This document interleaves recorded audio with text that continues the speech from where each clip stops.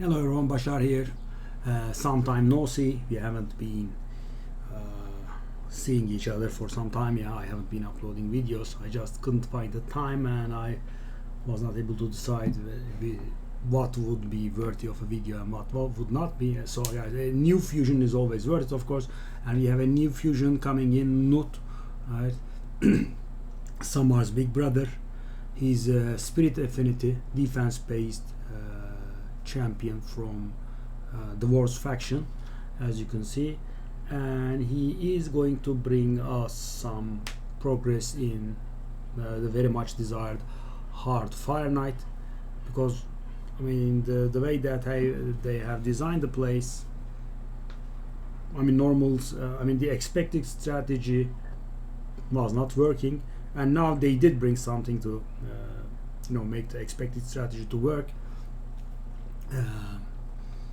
Because guys, in hard Fire Knight, whenever you freeze, the guy loses 15% turn meter, and 15% is so low, you just cannot lock him, and freeze is not something that grows on trees. You cannot, I mean, continuously keep freezing people.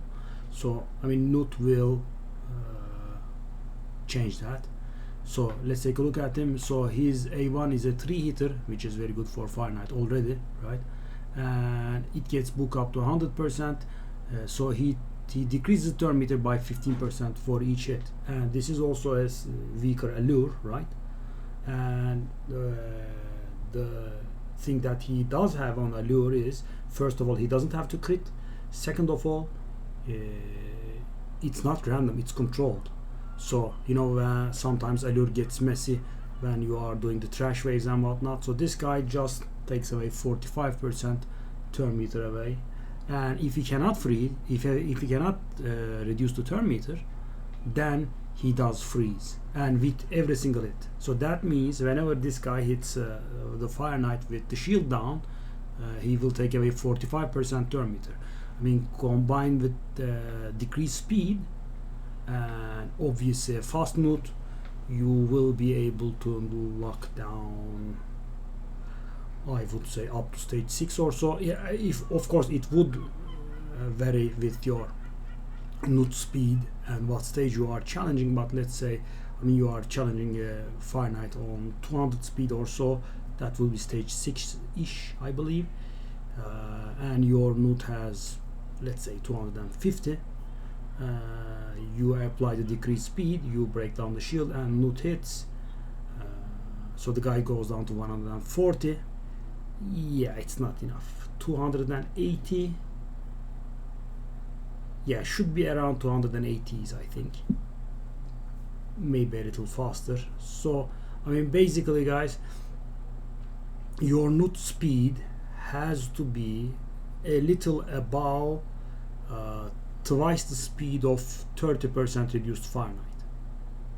So I mean, Fire Knight speed multiplied by 0.7 should be less than half of Gnut speed. Let's say stage 10, right? That's 250, I believe. I mean, in theory, of course. Let's say you have broken down the shield, and let's say you also have applied the decreased speed, which makes him go down to 175. So your Gnut should have something along the lines of 370 speed or so. I know it's not very easy to pull off. I actually think it's not easy to pull off at all, but that would lock him down. If you are able to take the shield down, then of course you have to go through an accuracy check and whatnot, but I mean that would basically keep him under control. And guys, of course, you don't have to do it that way, but I mean, decreased speed and Gnut are quite a good counter to it. So this is a wondrous ability.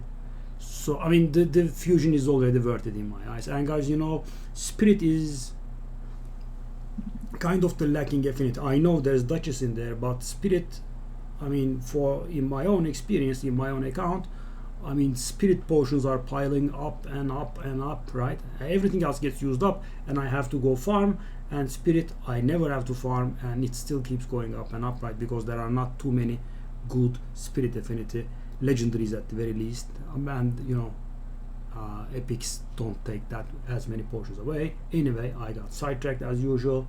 So A2 is a 3-turn cooldown, 100% chance attacks all enemies, decrease attack and weaken, and also counter attack buff on this champion. I mean, decrease attack and weaken, interesting combination. Still, I would say pretty powerful. So this is a very good Hydra ability, but of course the A1 is useless in Hydra because you cannot freeze, you cannot decrease turn meters. And finally, Blessed Bash on a 4-turn cooldown, attacks one enemy thrice, and 30% up to 30% defense reduction, and also heals this guy by 30%. That's actually pretty good. So guys, 30% defense reduction. You can understand how powerful that is by cruelty. You know, cruelty is a very popular blessing.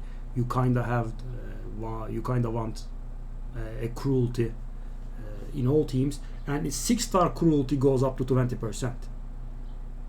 So 30% reduction is insane. And guys, of course, this is not a debuff. It cannot be cleansed. It does not expire, right? It's like Harima, right? The defense just goes down, just like that. And so it means an extreme amount of damage for your entire team. So this is very, very useful in Hydra. This is very useful in Hydra. Maybe it could make, and counterattack is not bad either. And guys, I have learned something here from this passive. I was not aware of this.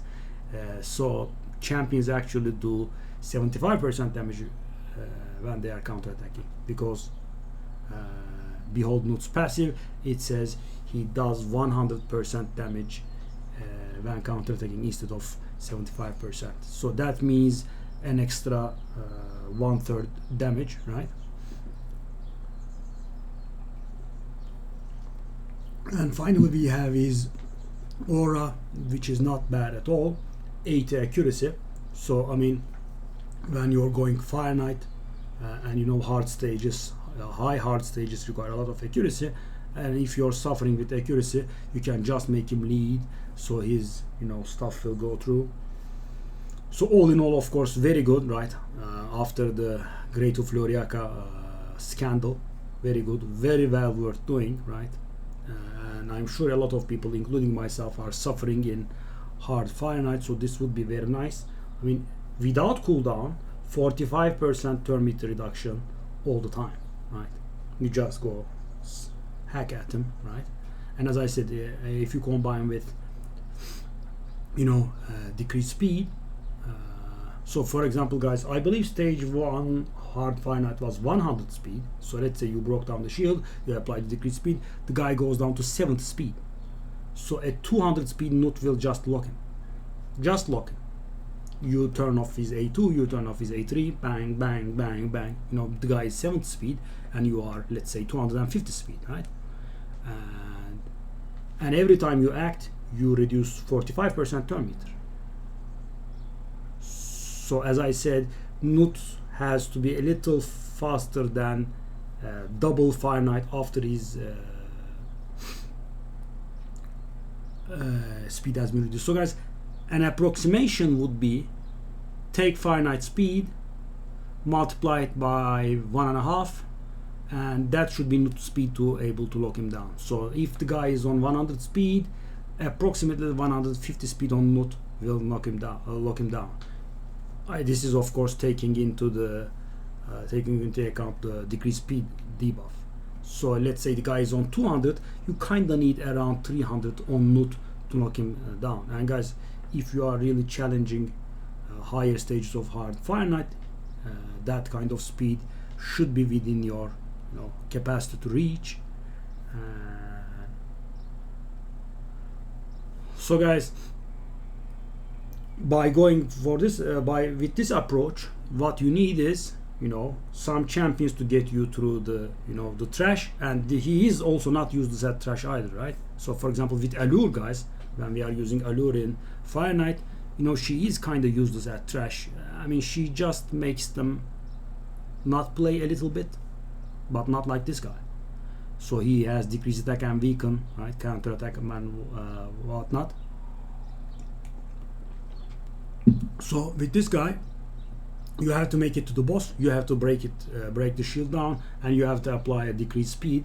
I mean, Stag Knight is a very famous example, right? Tomb Lord, if you have him, I mean, there are a lot of champions that can apply decreased speed. So and if you have the desired speed, you should be killing. And of course, guys, keep in mind, even if you pump like 500 accuracy into Gnut, he will have a 3% chance of missing. But I mean, 3%, right? It will happen like once in a fight or so. So I mean, you can rely on it, right? I mean, it's not like it's 15%, which I mean, if you are unlucky, you could get screwed over, right? If it's only 3%, and you would not really expect it to fail twice. I mean, in the unluckiest run, it will probably fail twice. So let's go on. So there are Hell Hades was kind enough to summarize stuff again here. These are the number of potions that are required. I very much advise you to not farm these, okay? And the reason that we are requiring multiple kinds of potions, I will explain in a minute.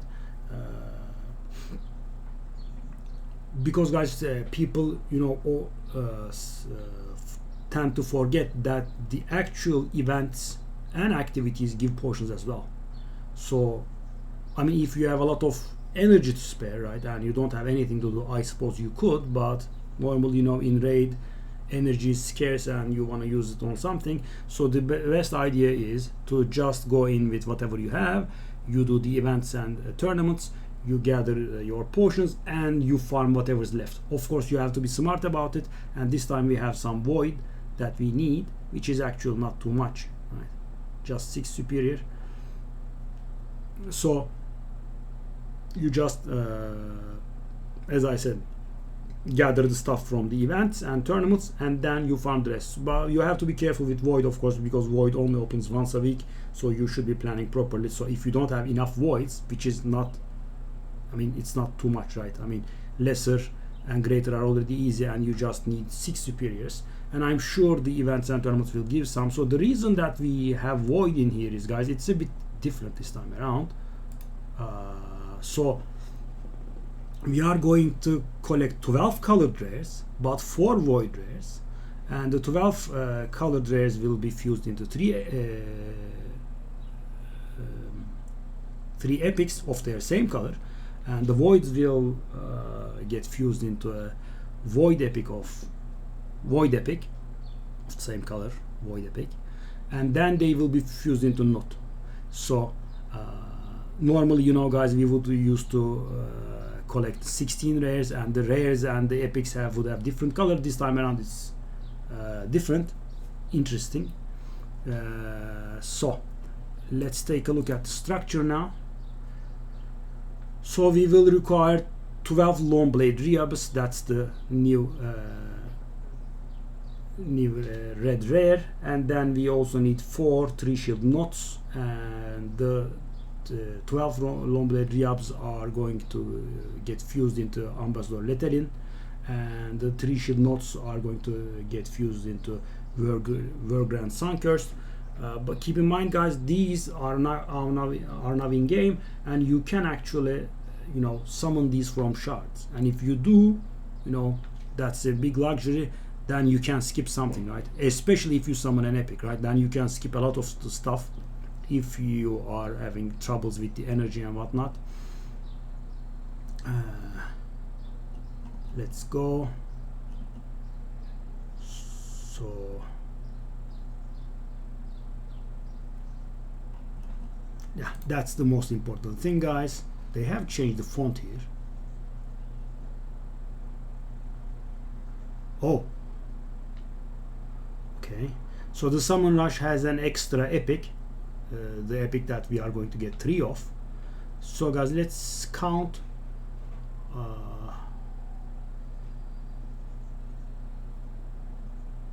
What we are getting. We are getting 4, 8, 4, 12. So guys, the only thing that we have extra is, so you know, 12 and 4 is barely enough to fuse 3 ambassadors and 1 Vergrand. So this is barely enough. So we have 1 extra epic, which is, you know, the usual style that Plarium you know, takes on this. I mean, enough rares, barely enough rares, and 1 epic extra from the summon rush. And if you get the extra epic, you can actually skip out on 4 rares, or if you get the extra epic, you could fuse all the epics and save one of the epics for yourself. That's another idea. So guys, let's get down to it, right? That's the most important part of this fusion. So how to min-max it, right? How to save energy, because you can save energy. So we have started now today, right, with the artifact enhancement event and the spider tournament and the champion training event. Champion training event is a nice 5 days as usual, right? The others are a nice 3 days as usual. And so what you should be doing, or what you should not be doing today, guys, is getting on the spider tournament, right? You should skip spider tournament for today, because tomorrow we have a CVC, and you can run the spider in CVC tomorrow. You will be getting points for CVC, spider tournament, and also in dungeon divers, because dungeon divers starts tomorrow as well, right? So as I said, today just get to work on the champion training event or whatnot, right? And so tomorrow we get started on the spider. We work at spider for a whole day, and then we the other day, right, on the 6th, dragon tournament arrives, and we go hard on that dragon to finish that dungeon divers, hopefully, right? In the meanwhile, if you have a solo champion that can solo spider or dragon, you can use to do it a lot of leveling to get the champion training done, and also use your, you know, sparring pit for extra points. Sadly, ascensions and bookings do not give any points here, because it's a champion training event and not a tournament. It would have been lovely if they brought tournament first, because as I said, it's CVC tomorrow, right? We will be ascending our champions, we will be booking our champions, and that would give us points. So it kind of would have been a free tournament if it happened, but they didn't. That can happen. And after that we get the second artifact enhancement event, which should be, you know, fine, hopefully. I mean, whatever you had up until this point, can be used for artifact enhancement event 1. What you get from spider and dragon can be used for artifact enhancement event 2. Then we also have dungeon divers event 2. So guys, what you should be doing is wait for 1 day to spider, right, a lot of spider, and then wait another day, do dragon, and whenever this dungeon divers finishes, right, if you are, you know, managing your energy, you stop right there, okay? Stop doing dragon, just get the rare from dungeon divers and be done with it. As I said, if you have to manage your energy, then wait for another day and then go hard at dragon again, so you get points from dungeon divers too, right? And at the same time we have summon rush with the artifact enhancement event. Then there is a champion training tournament. Of course, use your you know, the level these rares during these. So I mean, you are also doing the fusion and also, you know, gaining points for the tournament. Then there's the ice golem tournament, which we hold off, right? We wait 2 days actually this time. Then we go hard at it for dungeon divers 3. Then in that day hopefully finish that ice golem tournament, then switch to fire knight when it arrives. That handles dungeon divers 3, right? And classic arena is already easy. Artifact enhancement should be completable with using the loot from ice golem and fire knight. And then we have champion chase, guys. So let's do a 500 IQ idea here. The thing is, let's level all of our rares that we have obtained during these, right, up to level 40, ascend them, whatever you want, right? But do not fuse the epics. So at this point we all should have like almost all of the rares, right? And during this, so this will be a sacred double chance, right? And during this, fuse your epics. So these epics will bring you 1.1k points, because one of them is a void. The void is 350 points and the other guys are 250 points each. So that will add up to a whopping 1.1k points, which will bring your load down so much, right? And you also open your sacred shards with double chance at the time, which means you can probably get a legendary book from the champion chase if you so wish, right? Or maybe both if you have enough shards. So there is one thing to talk about here that's left, is the summon rush. And so the summon rush will have a early on 3 shield Gnut here, and deep it will have an epic. So you can go for this epic if you have the shards, and you can skip out on 4 events that do not give 3 shield Gnut, right? These are not skippable, because this epic is fused from long blade ribs, so we can skip on 4 long blade ribs, but we cannot skip a single 3 shield Gnut here. But guys, I do not advise this unless you are swimming in shards. None of these should be skipped, man. Everything is, I mean, this time around they made a very nice calendar, because as I said, guys, so the most annoying things are summon rush and dungeon divers, and we can time all of the 3 dungeon divers just so that we have 2 dungeon tournaments aligning with them, right? So for dungeon divers 1, we can use spider and dragon. For dungeon divers 2, we can use whatever is left of dragon and ice golem, right? Yeah. And then after we finish dungeon divers 2, we stop on the ice golem.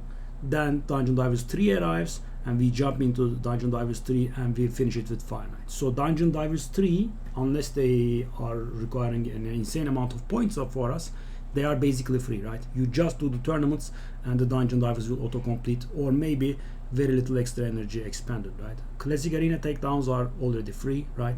So that means, and dungeon tournaments should always be done, so I don't think they require any extra effort. So 4 dungeon tournaments, 4 rares, 2 arenas, 2 rares, 2 more rares, 6, right? 3 dungeon divers are basically free-ish, that's 12, right?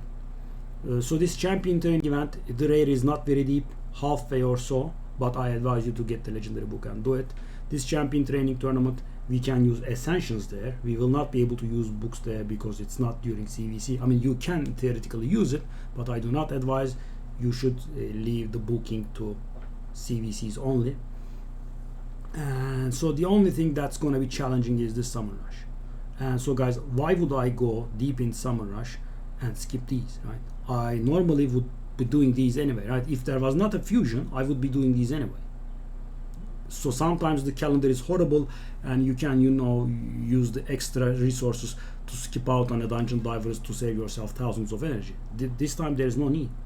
We can finish everything without doing extra. So this is one of the most lenient calendars ever, right? And we can, so because the champion is at the end, the chase is at the end, guys, we will get all of the epics ready. We will not fuse them, and we will fuse it during the event. And this time around, since we have a void epic, we actually get 1.1k points out of it. You can even, you know, not claim the rare from the Fire Knight tournament and Dungeon Divers 3 and wait for the champion chase to arrive, so you get even points from claiming the rares, right? So this rare, this rare, this rare, and this rare can be claimed through during the champion chase if you just don't click on them, right? So I mean, you can basically get 80 points out of these because void rares are worth 50 and colored rares are worth 10, so you can get an extra 80 points. So guys, that's 1180 points for free. So I mean, it's insane. And the number of points that will be required will be like 2.5k or so. So opening some shards should get you there. And you know, you can also fuse the stuff at the portal, you know, the crappy relic keeper, broad mob if need be, right? So if you are going for this one that's deep in Summon Rush, which I do not advise, if you are going for this, make sure you will have enough shards that for the champion chase tournament. So This champion chase tournament is probably the easiest champion chase tournament that's part of a fusion ever that I've seen. But still it will require, of course, some shards, right? Unless you have like 4 broad moves ready. So I mean, don't waste your stuff on this summon rush. So what I would suggest is just opening a few shards and getting your rare and just leaving the event as it is. So first of all, the champion is great, and second of all, the fusion is very, very easy to do, right? That's about as easy as it gets. So what's more is, I believe this calendar extends here because the fusion is going on. This actually is the day of personal CVC. So we can finish it all, and we can wait, and we can fuse the Gnut on, you know, on the first day of the CVC, which will bring us a whopping 30,000 points. Or we can actually finish it and fuse him during this champion chase, and he will give us 500 points. So basically, if we go all try hard at it, 1,680 points of this champion chase is free. I mean, that's insane. But of course, guys, I mean, you have to get up to the point where you get the rare. And guys, getting a single rare from shards, I mean, it depends on if you get re-up or not. But if you get a re-up, you can skip one of these 12 activities. If you get a Gnut, you can skip one of these 4 activities. Well, a Gnut and skipping Summer Rush would be nice, I think, if you have problems with shards. But I mean, for the rest, I mean, I wouldn't care if I get a Long Blade Reap or not. And I have not really examined these epics that we are given, so I'm not sure if we should try to keep an extra of these. You know, sometimes the fusion epics can be pretty good themselves. But I mean, of course, Gnut is the one to go for, and if you get an extra epic, that's fine. So that's about it, guys. I mean, if we are, I mean, I will just summarize. This champion is great, and the fusion should be, I mean, everyone should go for it for sure. And the way to do it would be, I mean, some of the stuff is self-explanatory. I'm just going to min-max the Dungeon Divers again here. Wait 1 day today. Start on Dungeon Divers tomorrow with CVC. Get your clan a nice amount of points. Get yourself some Dungeon Divers points. Then stop till Dragon arrives, and then jump at Dragon. And whenever you get to the point of what you want in Dungeon Divers, be it the rare or maybe the next milestone if the reward is good, stop there, stop the Dragon there, and then wait. And when 2 days later the Dungeon Divers event arrives, go on with the Dragon tournament, right? And then wait 2 more days, yeah, and get back to the Ice Golem. And when you get to the point of what you want in Dungeon Divers 2, stop again, wait 2 more days, boom, Dungeon Divers 3, keep up the Ice Golem, then jump into Fire Knight till you get the rare or whatever you want from Dungeon Divers. And all the while, if you have solo champions in anything except Fire Knight, you can use them to lift the load off from your back for the champion training stuff. And also you will be getting rares at this point. Immediately start leveling those, right? Whenever you have extra energy, you should be working on the leveling of the rares, but do not fuse any epics, okay? The epic fusions should be done here. That will also bring you an extra strain of, you know, leveling all the epics from 1 to 40 and then 1 to 50. But you should at least have the 4-star chicken at ready, right? I mean, there's nothing that says you can't have 4-star chicken at ready. I'm just saying you should not fuse the epics, but you can, you know, have the 16 4-star chickens at ready, you know, because you have to rank up everyone. Rares will be ranked up to 4, then to level 40, then they will be fused into epics, and the epics will have to be ranked up to 5, and then to level 50. So I will see you on the stream, and good luck with your fusion. Bye bye.